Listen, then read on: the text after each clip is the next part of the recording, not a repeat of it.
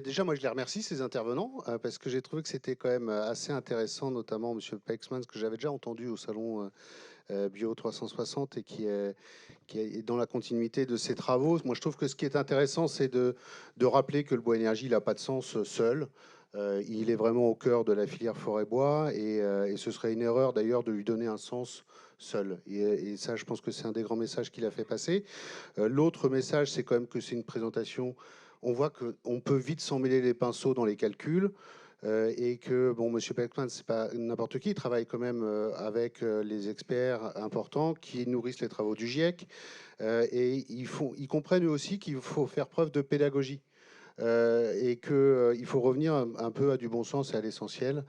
Donc ça, je pense que c'est important de diffuser et puis d'avoir des personnes qui savent ne pas s'emmêler les pinceaux dans des calculs sans fin, avec des hypothèses sans fin, et revenir à ces hypothèses et puis justement comment est-ce qu'on réfléchit le bois et la forêt et le bois énergie au sein de cette forêt et de ce bois. Parce que bon, je pense que c'est vraiment un des messages forts qu'il faut faire passer aujourd'hui, c'est que le bois énergie seul n'a pas de sens. On est bien inscrit dans une logique de filière et d'ensemble. J'ai bien aimé aussi les interventions des représentants des propriétaires de la forêt. Alors, on n'a pas eu encore l'ONF, on a eu les propriétaires privés. C'est important. Peut-être, je ne sais pas si...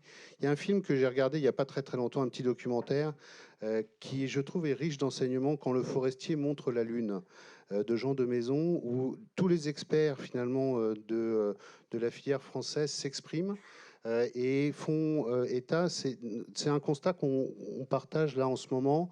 On a un problème de communication. On n'a pas voulu venir ou on n'a pas vu venir la difficulté qui est devant nous de s'exprimer sur la façon dont la forêt est gérée en France. Elle est très bien gérée, cette forêt en France. On a de la chance parce qu'on a connu une phase de déforestation massive il y a 250 ans et on a tiré des enseignements. Et aujourd'hui, on a une forêt qui est en pleine croissance, même si elle subit les effets du changement climatique.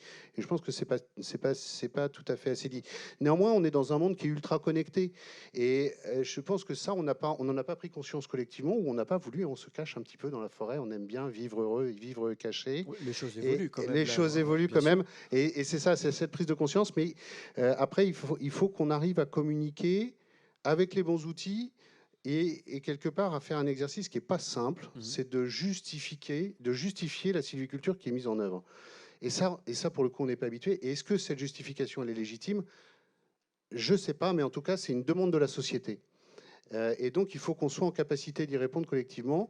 Il faut qu'on épaule les propriétaires pour pas qu'ils se découragent. Parce qu'en effet, ça a été dit tout à l'heure, et c'est très bien dit dans le documentaire de M. de Maison, je m'arrêterai là juste pour cette première question, mais euh, quel investissement plus risqué que celui d'investir dans une forêt aujourd'hui? Mhm. C'est des rendements qui sont aléatoires, qui sont des investissements qui sont relativement importants à mettre en œuvre. Un temps de retour, on est sur 50, 80, 100 ans.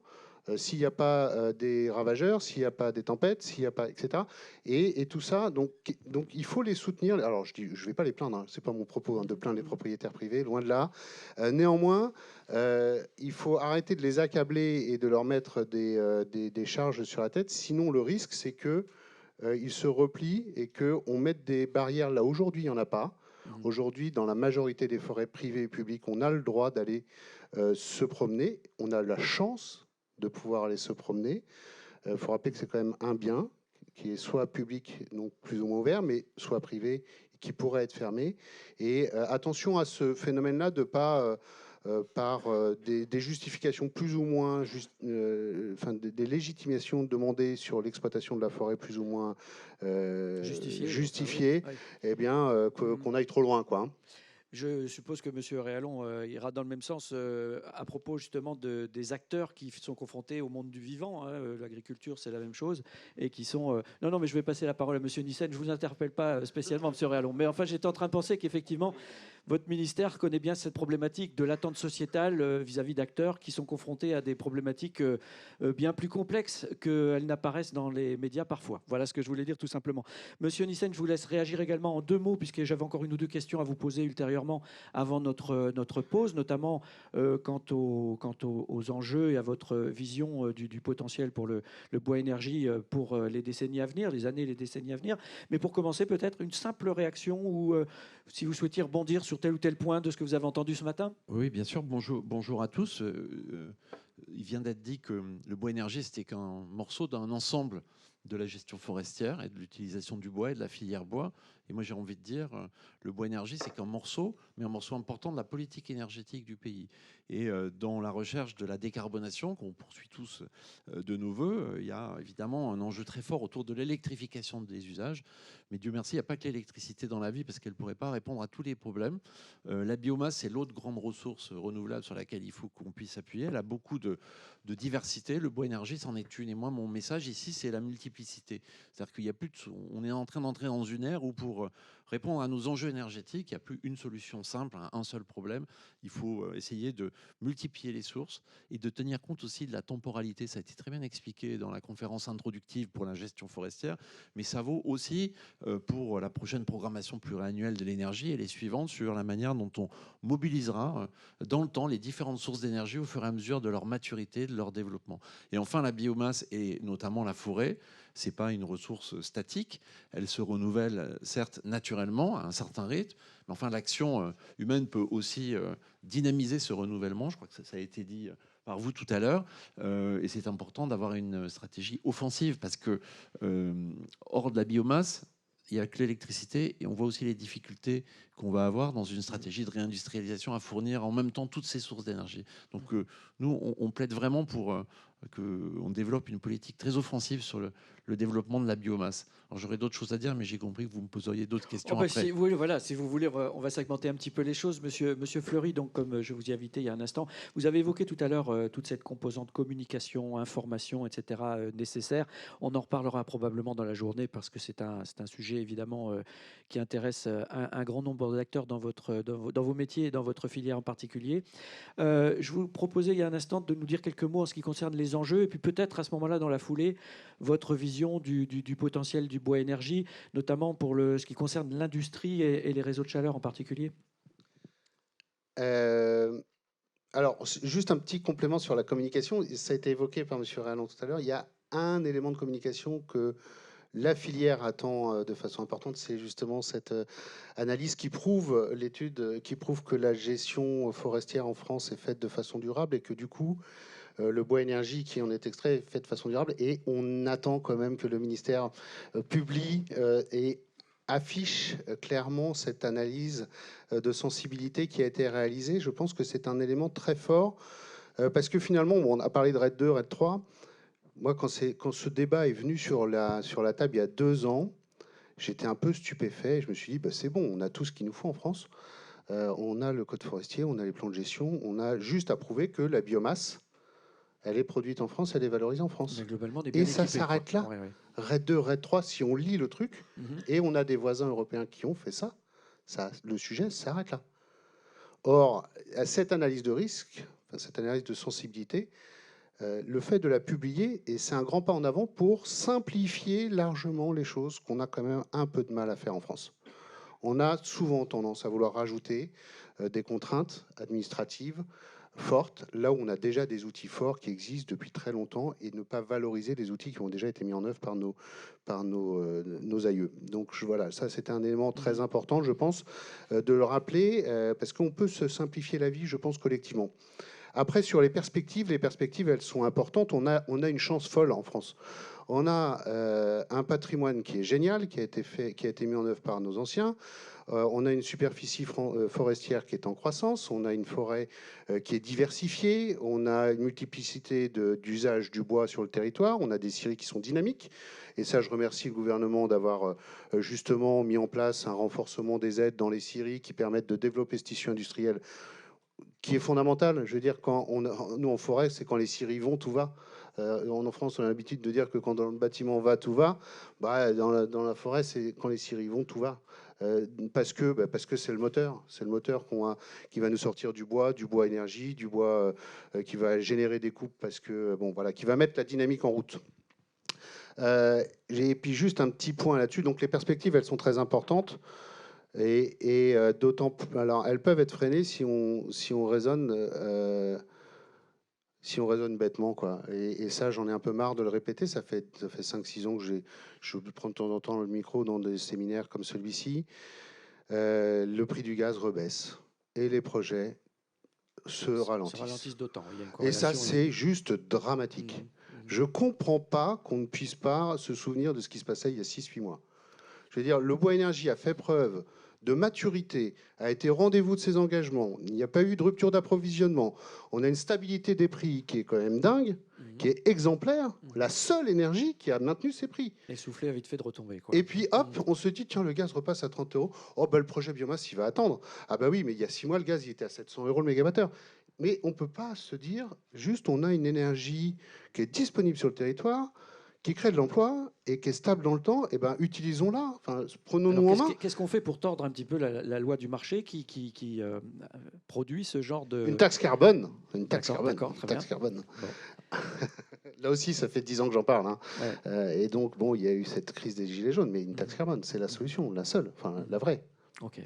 Merci beaucoup, Monsieur Fleury. Monsieur Nyssen, quelques mots également en matière d'enjeux et de perspectives pour ce qui concerne le bois énergie, puis peut-être plus largement aussi en l'étendant au bois domestique, par exemple, puisque effectivement un certain nombre on a entendu à travers les présentations des ministères, un certain nombre de citoyens qui sont concernés, qui seront concernés à l'avenir par tous les dispositifs de soutien, notamment.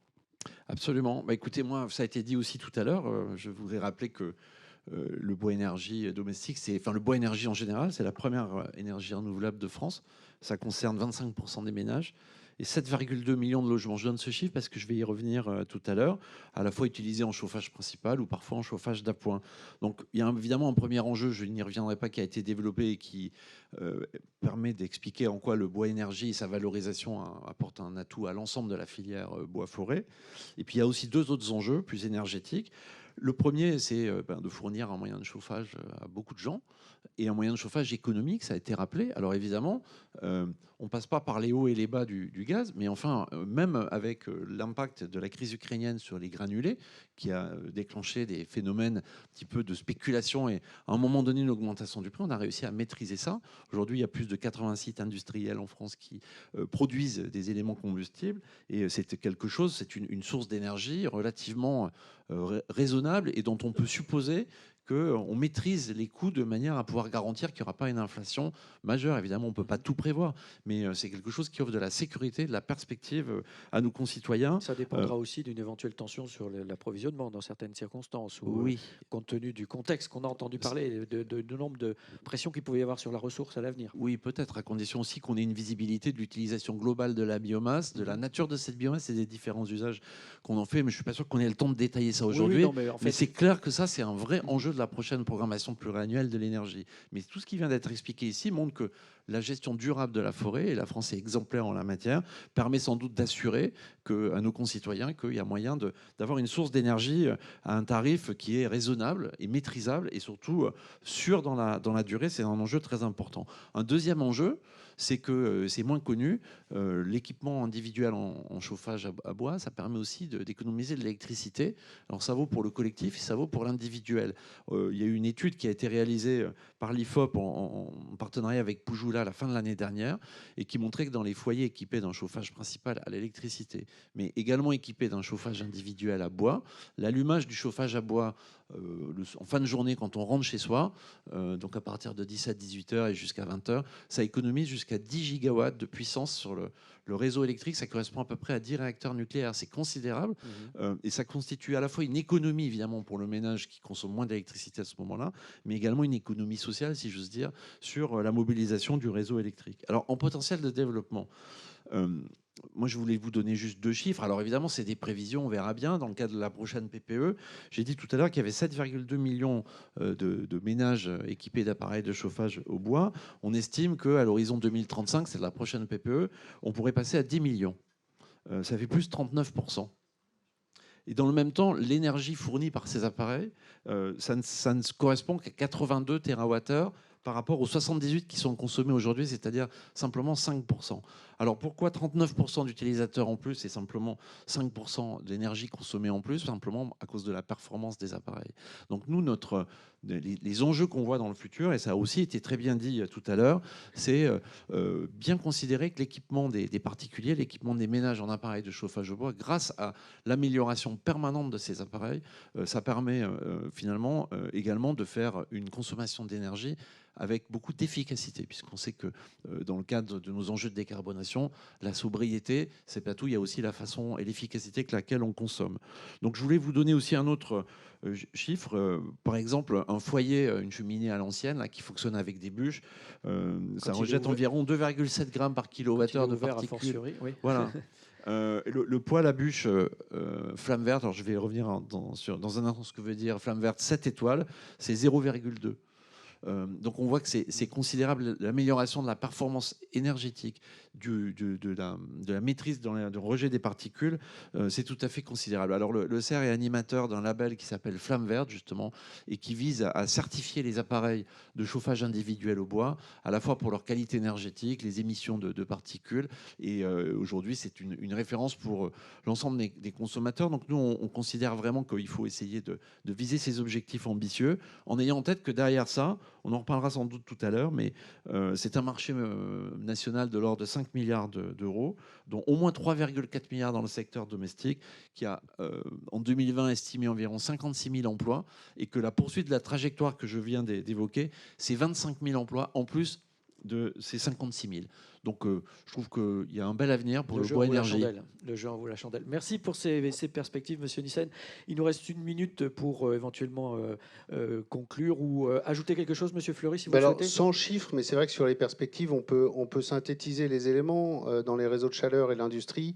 L'objectif, c'est de faire, grosso modo, en 5 ans, ce qu'on a fait en 15 ans, donc d'accélérer massivement le développement à la fois des réseaux de chaleur, dans tous les secteurs, notamment en zone rurale, hein, mais également dans les grandes collectivités, et puis dans le secteur industriel.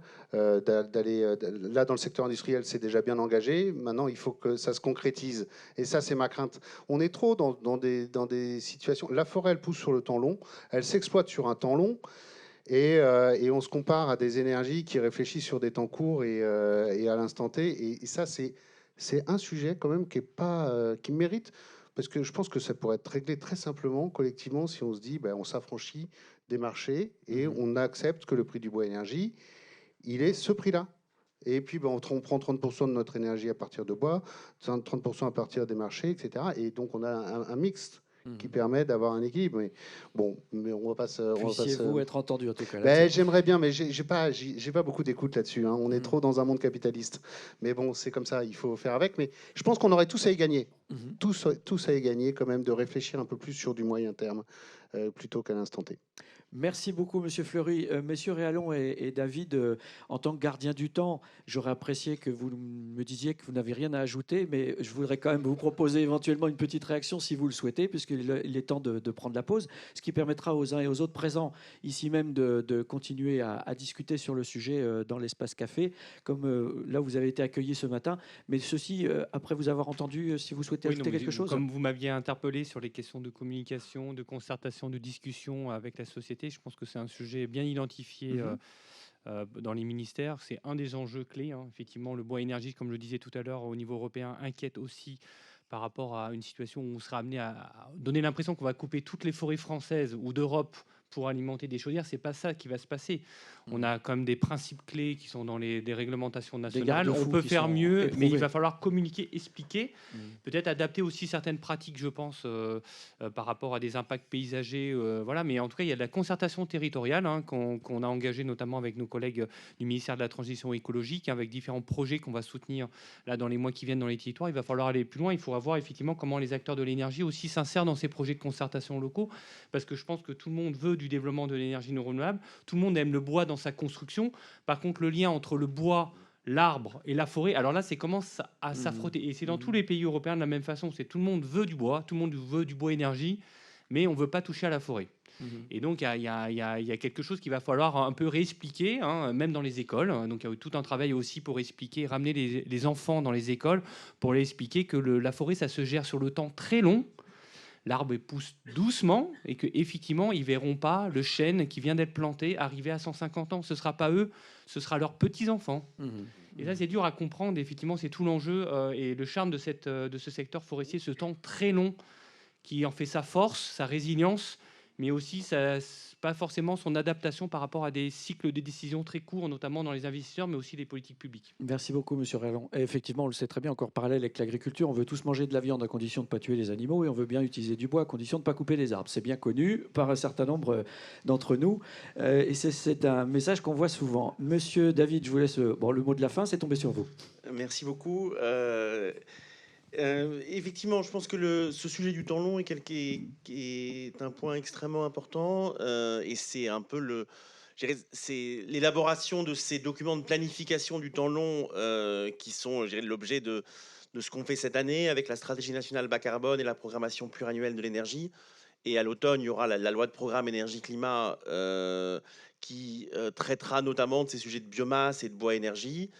C'est des phases importantes de projection dans le temps long et dans lequel, pour nous, la concertation avec l'ensemble des parties prenantes est quelque chose d'extrêmement important. J'en profite du coup pour remercier le CERF et le CIB de leur participation active et l'ensemble des professionnels de cette participation active aux concertations qui permettent de se fixer des objectifs, de se fixer des moyens, de définir des systèmes d'aide pour pouvoir avoir de la visibilité sur l'ensemble des années à venir pour atteindre nos objectifs 2030 et 2050.